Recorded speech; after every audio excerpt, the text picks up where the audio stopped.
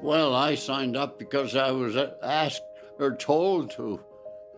You know, that's all there was to it.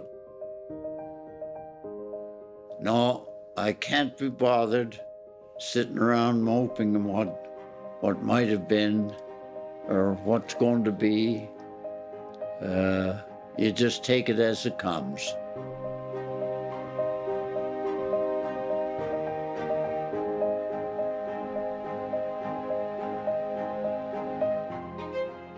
Hi, I'm Tim Verney. I'm a graduate of the War Amps Champ program and a double-leg amputee. I've had the privilege of knowing a number of War Amps branch members over the years, including a very special man named Aubrey McLean. Aubrey passed away at the age of 95.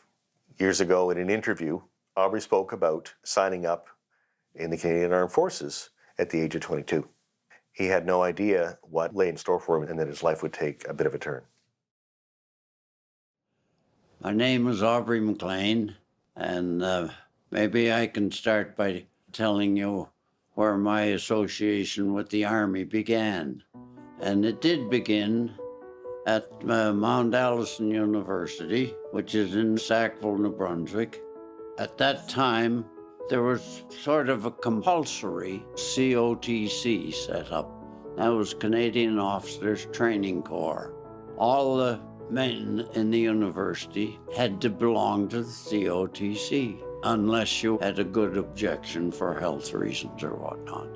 And so we reported to Fredericton, were enlisted, we were given uniforms, and then we got on the train and headed for Brockville, the officers' training camp.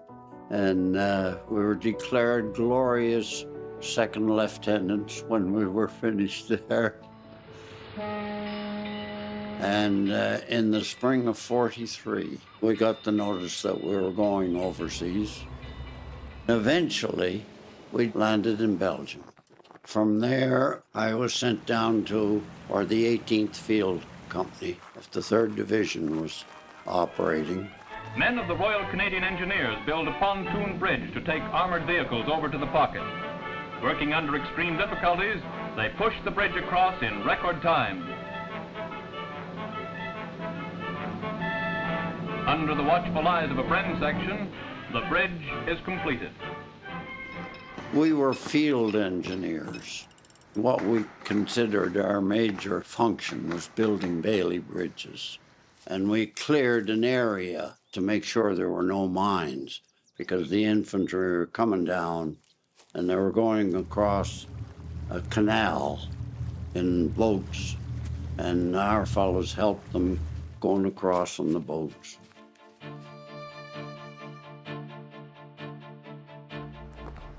All of the Canadian Army units came up into the Nijmegen area. There were 1,000 artillery guns fired to start this campaign out of Nijmegen, and it was to clear the German army off the west coast of the Rhine River. And then shortly after that, we were to go over, cross the Rhine River, and everybody was very nervous because we were just wide open going across the river. There were a couple of mortars or grenades landed, I don't know, 50 yards away, but that was all. And first thing we knew, here we were on the other side of the Rhine River. We just followed the infantry along, and finally we got into Germany briefly, came back out into Holland. In the dogged pursuit of the fleeing Germans, town after town is liberated.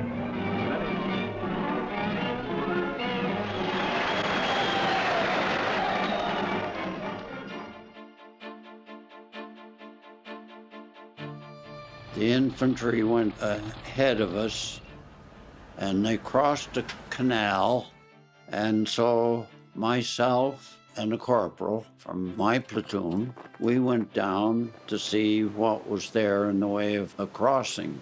And there seemed to be a bridge structure further up the canal, So we went up there to have a look to see what was there. But when we got there, we found out the bridge had been badly damaged.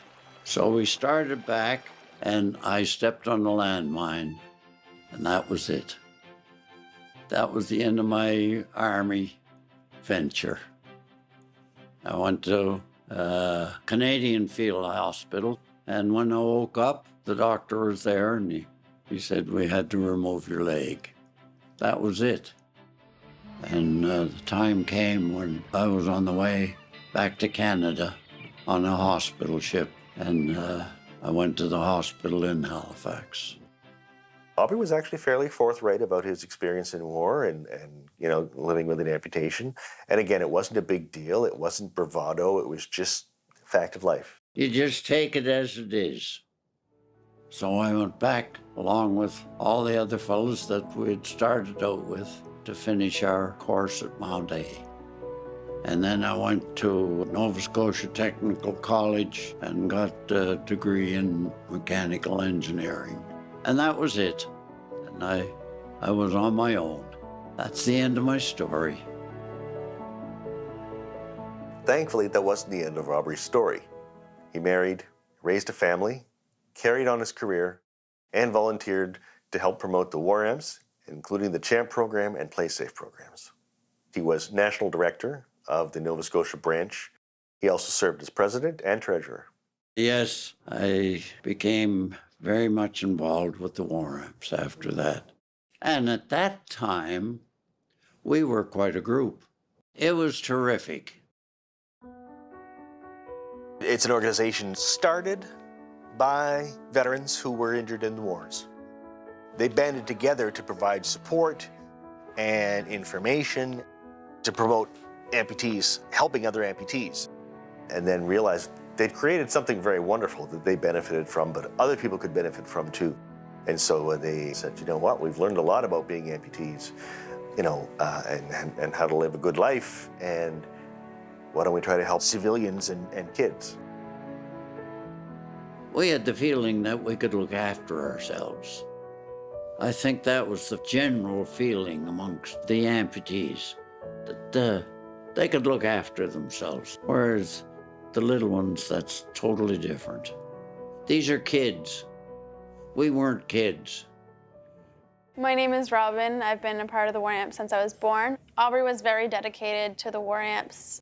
After losing his limb, he used being an amputee to help so many other amputees in the most positive way he could.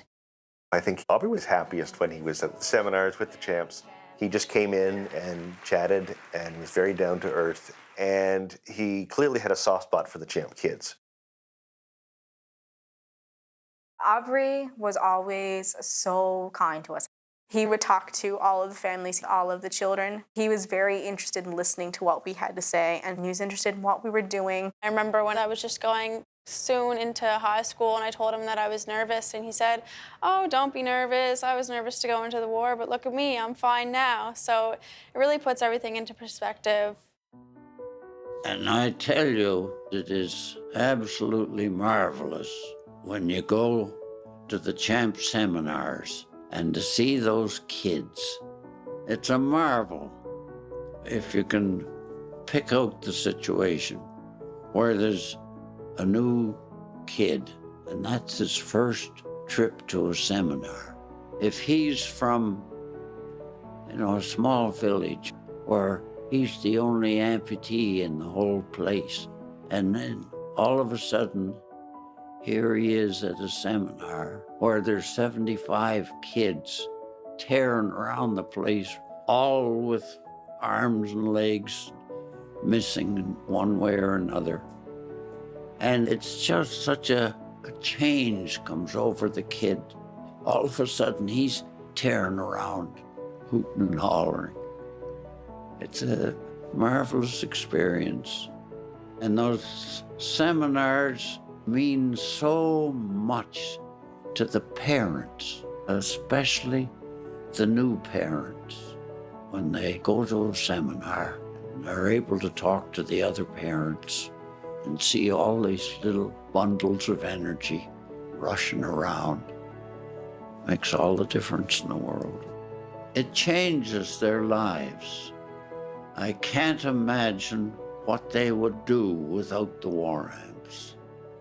Whenever I hear the word hero, in my mind, I always think of Aubrey. And it's not because of his actions in the Second World War, which are no doubt very courageous and very honorable. I think of the way that gentleman showed interest in anything me as a blabbery little 7-year-old wanted to talk about. That to me is what made him a hero. From day one, when I was just a baby, he was there for me, and he really wanted to make that connection with me. He didn't just want to make sure that I was okay as an amputee. He really made sure to talk to my family, my mom and my dad especially, to make sure that they understood that living as an amputee isn't the worst thing that can happen to you. Aubrey loved the parades. The branch members did a lot in the early days. They would, help take care of the float as need be, and they just loved the kids having fun, and they loved the idea that they were out doing something to help prevent other kids from having accidents that could be prevented, and also help the champs feel proud about themselves and proud to show off their artificial limbs. He was so positive.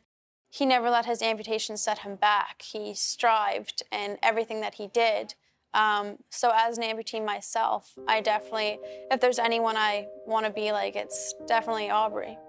I don't think Aubrey thought of himself as a role model or a mentor exactly. I expect he simply wanted to be able to contribute and to show other people that life goes on. And an amputation does not have to define who you are or what you are. It's what you do with what's left that matters. These were young kids, 17, 18, 19, coming home, having been through some of the most horrific things any human being could endure, physically and mentally. The fact that they had been able to rise above that and carry on and create and build this organization is absolutely phenomenal. I think he'd be very pleased to think that he had some part to play in contributing to that and, helping to inspire the rest of us to carry it on. I promised him that our generation of champs would continue to move the organization forward. As they have done for us, we will do for the next generation of kids. It's, a wonderful legacy that we've got. Inevitably, the question comes up, how long is the CHAMP program going to go on? And the answer is always that it will go on and on and on. The CHAMP program is one of the great things that has ever been thought of as far as human beings are concerned. If I hadn't had Aubrey by my side, I wouldn't be who I am today. He changed my life so much. He's the reason I'm so positive about my amputation. He's the reason that I want to do everything that I do, and I can't thank him enough for that.